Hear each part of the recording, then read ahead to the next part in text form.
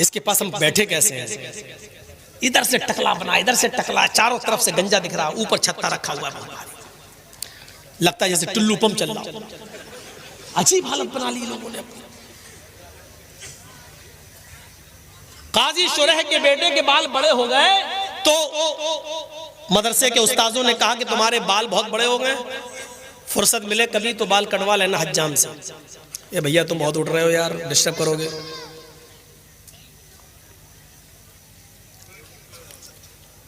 तो बेटे ने कहा ठीक है, काजी शुरह का बेटा कहा ठीक है करवा। एक दिन उसको फुर्सत मिली तो निकल गया।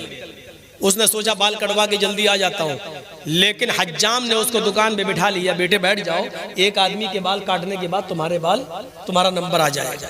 इत्तेफाक देखिए, जैसे वो आदमी उठा इनका नंबर आया, काजी शुरह के बेटे का नंबर आया, वैसी अजान होने लगी मस्जिद। लेकिन उसने बाल काटना शुरू कर दिए थे। अच्छा, उस जमाने में घड़ियां भी नहीं थी कि देख ले चाचा चल नमाज के बाद आऊंगा, अंदाजा ही नहीं हो पाया। बाल कटना शुरू, इधर अजान शुरू। जब तक बाल कटे तब तक जमात खत्म। काजी शुरह का बेटा बाल बनवाने के बाद, हजामत करवाने के बाद जब मदरसे आता है, क्या देखता है कि जमात खत्म हो चुकी है। उसने वुजू बनाया और मस्जिद के अंदर अकेले नमाज पढ़ लिया। नमाज पढ़ा अकेले, सूरज भी गुरूब नहीं हुआ था, थोड़ी सी देर हुई थी बस, अकेले नमाज पढ़ लिया, लेकिन जमात छूट गई। मदरसे के असातिज़ा ने पूछा कि तुम कहां थे?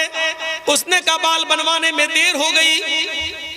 मदरसे के असातिज़ा ने इसको उज़्र नहीं समझा, नहीं ये कोई उज़्र नहीं है, तो तुम्हें सजा क्या दी जाए? सजा के लिए तुम्हारे बाप को ही लेटर लिखता हूं। शहर के काजी हैं, सबसे बड़े जज हैं, देखे तुम्हारे बाप तुम्हारे बारे में क्या फैसला सुनाते हैं। और सुनो नौजवानों, और अगर उनके माँ बाप जिंदा हैं तो सुने। मुकदमा हजरत शुरह की अदालत में आता है, काजी साहब आपके बेटे ने ऐसे वक्त में बाल कटवाए कि असर की अजान होने लगी। आपका बेटा जब बाल बनवाने के बाद मदरसे में आया तो जमात हो चुकी थी, उसने बाद में नमाज पढ़ ली। आप खुद फैसला कीजिए कि जमात छोड़ने की सजा उसको क्या दी जाए। काजी शुरह ने उस लेटर के पीछे एक फैसला लिख दिया और अपने कासिद, अपने एलची के जरिए एक मोटा डंडा देकर भेजा। मोटा डंडा उस कासिद ने मदरसे के उस्ताद को दे दिया, जो हेड मास्टर था, जो प्रिंसिपल था उसको दे दिया, लीजिए। और लेटर में सजा लिखी हुई है। खत पढ़ता है मदरसे का प्रिंसिपल, तो उसमें लिखा हुआ है, आए प्रिंसिपल साहब, सदर मुदर्रिस साहब, अमीद मोहतरम, मेरे बेटे ने ऐसे वक्त में बाल कटवाए जिसमें असर की अजान का वक्त करीब था, लिहाजा बज़ाहिर मेरे बेटे का कोई उज़्र नजर नहीं आ रहा है, ये उज़्र शरई नहीं है। उसने जमात तर्क की, अमदन और जानबूझकर तर्क करना माना जाएगा। बाल कटवा रहा फिर भी जानबूझकर तर्क करना माना जाएगा। लिहाजा इस अमदन और जानबूझकर नमाज तर्क करने की सजा मैं ये सुनाता हूं कि जो डंडा मैंने तुम्हें भेजा है, इस डंडे से मेरे बेटे को इतना पीट लो, इतना पीटो कि ये डंडा 3 टुकड़ों में बट जाए, इस डंडे के 3 टुकड़े हो जाए। मोटा डंडा, ये वाला नहीं था पकड़ो एक मारो टूट जाए, मोटा डंडा 3 टुकड़े हो जाए। हाँ, लेकिन जब डंडा 3 टुकड़े हो जाए तब मेरे बेटे को पीटना छोड़ देना। उसके बाद मेरे बेटे की सजा ये होगी कि उसको 3 दिन तक कैद खाने में डाल देना, किसी बंद कमरे में बंद कर देना, उसको खाना बंद कर देना, उसका पानी बंद कर देना।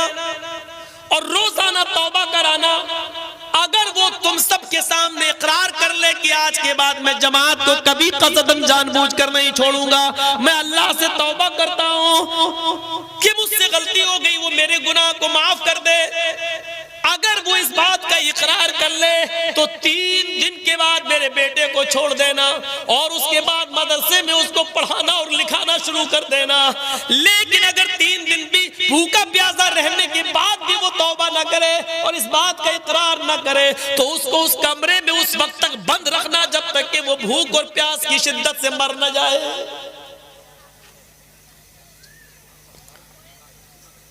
एक वक्त की नमाज, और नमाज नहीं छूटी थी, नमाज तो पढ़ लिया था, जमात छूटी थी एक वक्त की, वो भी बाल बनवाने में। हम अपने गरीबानों में झांक कर देखें कि हमारी औलाद, ये कौन सी नमाज है। हम जिस दुकान पर बैठे हुए हैं, अजान हो रही है, बाप हाजी है, हज करके आया, बेटे बैठो दुकान पे, हम नमाज पढ़ के आ रहे हैं, पहले हम पढ़ा बाद में तुम चले। ये इस्लाम के अहकाम किराना मर्चेंट की दुकान नहीं है, जो तुम्हें पसंद आए वो करोगे और जो नहीं पसंद आए वो नहीं करोगे। हाजी साहब जमात के साथ नमाज पढ़ रहे हैं और हाजी साहब का बेटा जमात छोड़ने के बाद मस्जिद में बाद में जाता और नमाज पढ़ता है। ये कौन सी जमात और कौन सा इस्लाम है ये? हैया हो गए महमूद अयाज, न कोई बंदा रहा न कोई बंदा नवाज। ये निदा हैया अलस्सला की आवाज सबके लिए, अजान की आवाज आती है, हैया अलल फलाह, आओ कामयाबी के लिए। कामयाबी ये बाप के लिए भी है, बेटे के लिए भी है, हाजी साहब के लिए भी है, उसके बेटे के लिए भी है। आओ इसी वक्त में अपनी दुकान बंद करो। अजान की आवाज सुनने के बाद अगर तुमने दुकान बंद नहीं की और मस्जिद के अंदर नहीं आए तो जब तक जमात